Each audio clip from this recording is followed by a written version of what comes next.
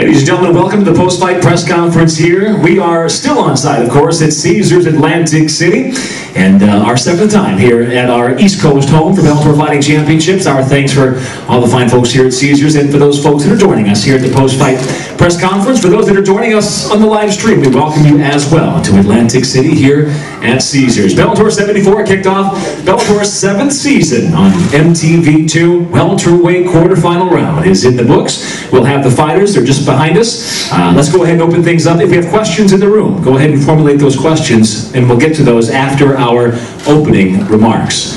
So with those opening remarks, if you would please welcome the CEO, the chairman, the founder of Bellator Fighting Championships, Mr. Bjorn Rebney. Thanks, Mike. Start off, as I've now done, I think a dozen times or more, thanking our partners here at Caesars Atlantic City. This is just a great venue. They pack it with us. They're just a gracious, wonderful host. So thank you to the folks at Caesars, to our partners who are in attendance tonight from Spike, from MTV2, from Viacom, who make this all possible for us. A big thank you to them. And then yesterday at the weigh-in, I said to the fighters, I asked them, I said, look, win or lose, just bring the fight. And I think tonight was an unbelievable example of that. We're missing some of the guys on the right-hand side, but everybody brought the fight. The guys who won, the guys who lost brought the fight. They gave us a great, great night. So just, I think the first thing I'd like to do is just give a hand to these guys. Thank you.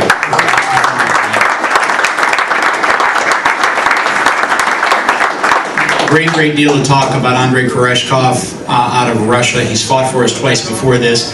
There wasn't a lot of talk about Jordan Smith just because of his early exit from our last tournament. I think Jordan Smith put on an amazing fight. He's gone to the hospital just for precautionary reasons, but Andrei Koreshkov showed us that we made a great decision. He is a very, very talented fighter, fighting out of the camp with Alexander Shlemenko and Tiger, a lightweight who you'll see in short order. But big victory, great performance, and I think just the beginning of what we're going to see out of Mr. Koreshkov. So congratulations.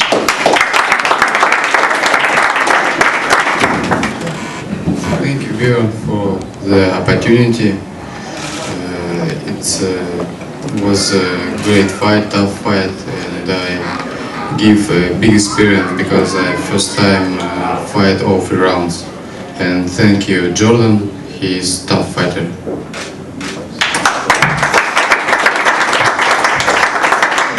Tim Welsh, who is sitting over to my right, comes out of a very, very tough camp. If any of you have seen Lloyd Cupcake Woodard fight, he comes out of that same mold.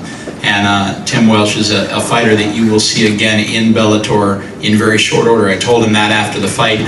Michael Zarev is a very talented fighter out of Russia, may not have gotten the same kind of accolades as Mr. Koreshkov, but can really fight and has got a spectacular ground game and had a great performance tonight. So congratulations on a big win tonight.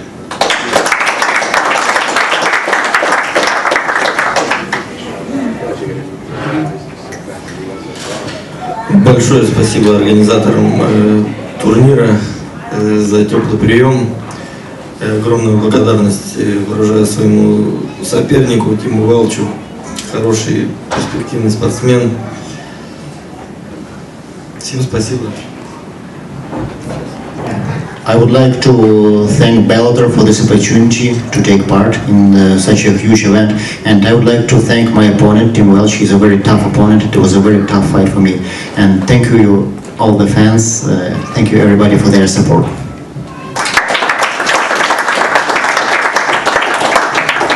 Yeah, I want to thank Sam and Bjorn for giving me this opportunity, and those are the main guys I want to impress going into this tournament. I fought a tough Russian guy, Tasarev, and I made a mistake, and I'm going to go back and I'm going to fix it, and I promise to come back better.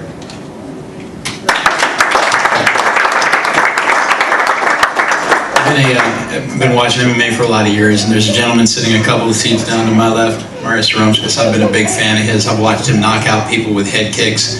I was hopeful when we signed him that we would get the old Marius Romskis back, and I think we saw him tonight against Nordin Taleb, who is a spectacularly talented fighter, also in the hospital, getting checked out. But I think my hope against hope is he'll be fine. But a huge congratulations, sir. You put on a great performance. You look like the guy that I saw you head kick and knock out Jason High and many other people. It was just great watching you tonight, and congrats on a great win.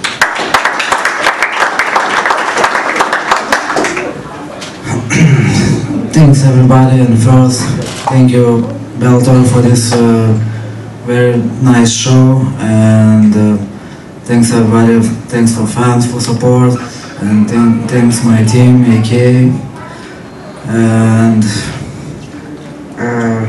what I can say about my opponent, he have a strong, hard kicks, and like I was not actually I was not expecting strong, hard kicks, but I was not expecting wrestling defense, and that's a little bit my plan, a little bit changed, and that's why we have to more stand up. But thanks for him, and thanks for Bellator, and thanks for everybody to have that opportunity and to do what we do, and somebody, I'm very glad that somebody like it. Thanks everybody.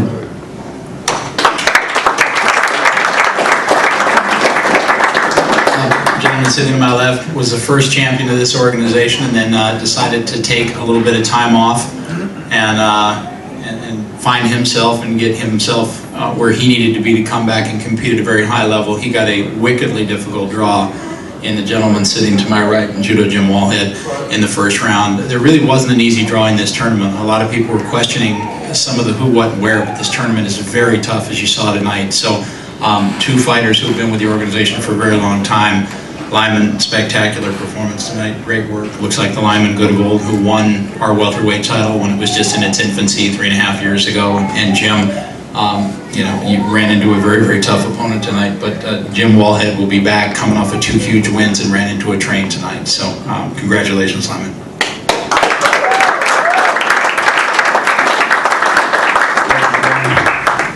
First and foremost, hats off to Jim Wallhead. You know, I couldn't have been happier with the first draw, not because I thought it'd be the easiest, but because I knew he would bring the best out of me and my abilities that I could, you know, bring into the ring. Made me train very hard, and again, I couldn't have asked for a more tough opponent. So hats off to him, came all the way out here, and you know, I'm sure he trained very hard for it, but so did I, you know, and I'm on a mission. I have pretty much one thing set in mind, is to regain something that once belonged to me. But I also know that I have other people who are on the same track, had the same mentality, and they're prepared to do exactly what I'm ready to do to get that belt as well. And also I'd like to thank Bjorn for the opportunity that he gave to me again to prove myself all over again.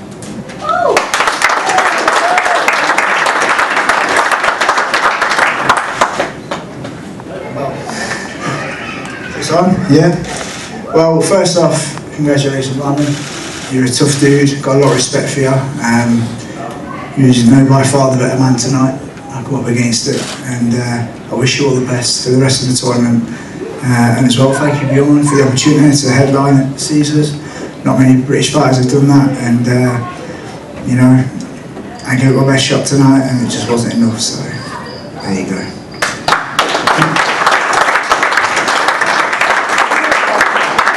October 26th in Dayton, Ohio, Andrei Koreshkov will fight Marius Zarumskis, and Lyman Good will fight Michael Zarev.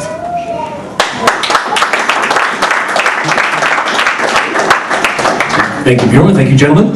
So for those that have just joined us on the live stream, we welcome you. We are, yes, of course, still on site here at Caesars Atlantic City, the site of our Season 7 opener for Bellator 74. And we've had our opening comments. You've heard from the fighters and Bjorn met me. So let's open it up to questions here in the room. If we have any questions, we do. Your first question, gentlemen.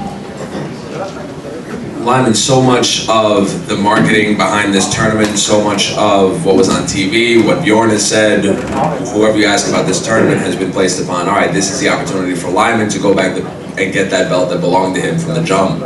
What do you need to do to make sure that happens? I think a lot of it is just encapsulating again that hunger that I had the first time I went into the tournament, but with a whole different level of experience, you know, and also the fact that if it's one thing that I learned is that in all my 10 wins I've had consecutively, the one time that I learned the most was when I lost the belt, was when I had that first loss. And I think I've learned over time, when Bjorn said that I took a little bit of time out to just kind of find myself again, I used that time wisely just to kind of assimilate all of that and just piece myself back together strongly this time, and now I'm ready, you know. I have that hunger and that fuel and that rage to have that once was mine again, you know, but I also know I have a very tough road ahead of me because there are others who haven't had that yet. And sometimes that can be just, that hunger could be just as bad as somebody who's had it already. So I just had to remember where I came from. I had to remember, you know, what brought me into this tournament in the first place, that opportunity to have that pride and that strength and that honor of winning all over again. You know, so I know a lot of it is just about getting back in there, getting gritty, and getting dirty with my training. So I'm ready to do that. This is a question for Lyman as well. Lyman, you said in the past that when you were going through the first tournament, you fought the first 2 fights a little more conservative, just to ensure that you make it to the finals. Are we seeing any of that conservativeness now? No, I think it was just implementing a game plan that fit well for my first draw. You know, I was ready to just go out and just, you know, let go of everything I had into the fight. But if I see a certain, you know, something that's working best for me to win that fight and secure it, then why not stick to it, you know what I mean? Also, I had to be smart about it and not go out and do things that will also get me injured so that I don't make it to the next round. But, you know, right now I got 3 people ahead of me, and I had to make sure I just stick to what's going to help me to, at the end of the night, have that W on my record and move me forward to the next step closer to that belt. Thank you very much. Let's go back to the room if there are any other questions. We do. Hi, my question's for Bjorn. I think a lot of people were really surprised the other week when the press conference came out, the press release came out about K1 signing with Spike. And K1's going to be broadcasting on Spike next year along with Bellator. And I was just wondering if there's going to be any sort of cross-promotion perhaps between Bellator and K1, like we've seen with TNA Wrestling, how there's been Bellator fighters appearing in Impact Wrestling shows. Could we possibly see even some Bellator fighters fighting K1? Yeah, very possibly. I mean, we had Seth Petrozelli fight on the last show, and there's been, you know, we're trying to develop an open door policy so that we can get that done. K1 puts on some great shows. They're wickedly exciting. I mean, if you're a fan of kickboxing, that's a place to tune in and watch. And they've got, you know, a long and storied history, an incredible library. Really of some of the greatest fights that, you know, we've ever seen worldwide in terms of kickboxing. So yeah, there's an open door policy. We've already implemented it. We're trying to figure out who conceptually can go from that stage and matriculate over to Bellator, and who from Bellator. I mean, Seth's a perfect example of a guy who's got a history in that space from a karate background, but who can go from Bellator into that space as well, and just figure out where the fits are. I mean, it took Dixie and I almost 14 months to figure out the King Mo fit. I mean, that's as good of a fit as I think you could have created in that space, but it took us a long time to get there. But I think, you know, the beginning kind of seedlings are set right now with the same thing with K1, and we'll see where that goes as well.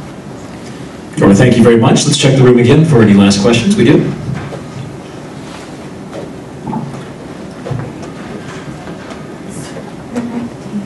Bjorn, so much of the hype and the publicity around Bellator is coming up with what's going on with the company you see behind you with Spike and everything that's going to happen with that coming up in January. But coming up in January kind of skips through what you already have in front of you. How do you strike that balance between saying, hey, look at everything we got going on in season 7 while everyone's already looking ahead to King Mo in season 8, the other welterweights that are there and everything else you got going on there? Sure. I mean, you and I talked about it. It's really about looking at what has made this company grow the way it's grown since 2009. It's been that incredibly quick maturation that the tournament gives you. It's a guy like a Pat Curran who goes from virtually unknown Midwest fighter to being ranked in the top 2 or 3 in the world on many people's lists. It's a Ben Askren, it's a Michael Chandler going from a total unknown and then winning 3 fights, establishing himself, and then ultimately, you know, beating Eddie Alvarez in what I thought was the best fight I saw last year in any organization. It's that matriculation, and I think what we want to do is use this season on MTV2 to create those next personas. There are some big names that are going to be in that Spike launch, obviously, across multiple weight divisions for us, some big world title fights. But, I mean, look what you saw tonight. I mean, you look at some of the guys who performed tonight, a Lyman Good reestablishing himself as a force in the welterweight division, and Andrei Koreshkov fighting in a very tough fight and establishing himself that he can go in against a guy who's got 23 wins on his record and win a very tough, very grueling 3-round fight. So that's what we want to use this for. We want this to be a mechanism so that when we get to Spike, those guys that have won that tournament are established, the endemic market knows them, and suddenly we've got that next growth curve of those young guys who establish themselves and jump off to the next level, and we got that mechanism. It takes us 90 days to take a guy from unknown to a substantial presence in our game, and that's what this last season on MTV2 will be. And you saw the guys that performed tonight and the guys to my left. I mean, they're going to be the guys who are going to use this and really put themselves in the middle of the game for us as we get to Spike that second season. So. Bjorn, thank you. Let's check the room once again for questions. A question for Lyman. Lyman, obviously reestablishing yourself 2 wins in a row. How frustrating was it for you being on the sidelines for a while? Did you ever feel like, hey, people have forgotten about me? I was the first welterweight champion. And also, too, it's setting up to be, pretty much like a storybook. Here's Ben Askren, still has the title. He's the one who beat you. You just won the first one. I know you got 2 fights ahead of you, but that's going to weigh on your mind. How will you be able to keep focused, too? I think the first thing is to not think too much about Ben Askren right now when I have my hands full with this tournament. I don't think it was really frustration that was going through my mind throughout that time when I was in a hiatus and I haven't been competing. I think, like I said before, it was just a matter of assimilating, the loss that I had at the time and then just making use of the time wisely to just kind of rebuild and get stronger. And sometimes a fighter needs to have that, to just kind of stop, pull the brakes on everything, and then just kind of rebuild themselves and just kind of let everything settle all over again for you to refuel and have that hunger all over again. Sometimes you just go, which I did for many years straight on. And that break kind of gave me that second wind that I needed to just, all right, let's do this again. Let's go out there and let's go out stronger, stronger than ever. But a lot of people mention that, and like you said, there is a story behind me and the fact that there's Ben Askren. It's almost like a hero villain type of thing. But the most important thing is to just make sure I maintain my focus on the task at hand and the people that are in front of me right now and to my left. And I'm ready to just tackle that on and keep my focus primarily on just getting there. One step at a time. You can't jump the top of the ladder unless you go through steps first. You know what I mean? Lyman, thank you very much. Let's take one last call for questions in the room. On that same note, Lyman, how long do you allow yourself before you go ahead and look ahead to Mr. Saro for October 26th? Say that again, I'm sorry. How long do you allow yourself to kind of relax after you win right here before you look ahead to Mr. Saro on the 26th? There is no relaxing right now. This is a tournament. I have to just get right back to it. You know what I mean? I had enough time to relax and I did already. Now it's just a matter of just going out there and just staying active and just getting back to the gym and just, keeping my training going. There is no breaks right now. And gentlemen, the final question. Hey Bjorn, I was wondering if you had a date set for the Ben Askren Carl Amasu title fight. I wasn't expecting that. I thought you were going to ask me if I knew where he was, but I don't know where he is. So there you go. We're looking at a premiere on Spike. We're looking at one of the early dates of the Spike launch. We just think that fight is a good fight that we could put on Spike, and it would be a fun fight to see on Spike, and it generates, between those two guys with their social media ferocity and their mouths, I think that they would generate a great deal of interest, and they're both wickedly talented. Amasu's look like a monster. And I don't think anybody gave a lot of thought to Carl Amasu until the submission over Brian Baker, who I don't think anyone would have expected that fight would have gone in that direction. The submission was so quick and so fast that I think it opened a lot of guys' eyes to, wait a minute, there could conceptually be a real competitive fight here with Ben Askren. So Ben's a monster on the ground, but Carl's got a crazy submission game, and it's fast and it's aggressive. So we figured we would just hold that off and put it on Spike.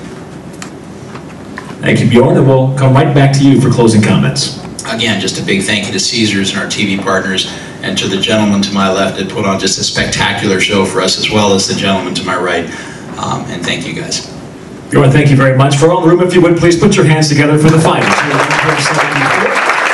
Season 7 is now underway. Again, as Bjorn mentioned, the semifinals will be October 26th at Bellator 78. More details about that fight and next week's heavyweight quarterfinal round. It's all at Bellator.com. Again, thanks for joining us here, right through those doors, down the hallway, down the stairs. That's where the gaming begins. It's here at Caesars Atlantic City. We'll see you out on the casino floor, and thank you again for joining us at Bellator 74.